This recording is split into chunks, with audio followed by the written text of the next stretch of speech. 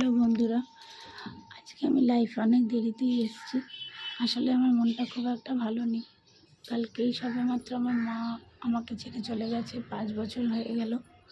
তো ভেবেছিলাম যে আজকে কিছু শেয়ার করব না বা কিছুই আপডেট দেব না, কিন্তু যখন দেখলাম বারান্দায় এসে একটা সুন্দর সাদা জবা ফুল ফুটেছে। এর আগে আমি আপনাদেরকে লাল, হলুদ, গোলাপি অনেক রকম জবা ফুল ফুটতে দেখিয়েছি, কিন্তু আজকের জবাটা দেখুন একদম সাদা।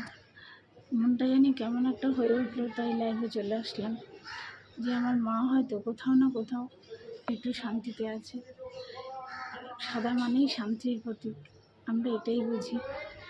তো আমার সাথে আপনারাও একটু ভগবানকে বলবেন আমার মা যেন যেখানেই থাকে সেখানে যেন ভালো থাকে, শান্তিতে থাকে। আর এই ফুলটা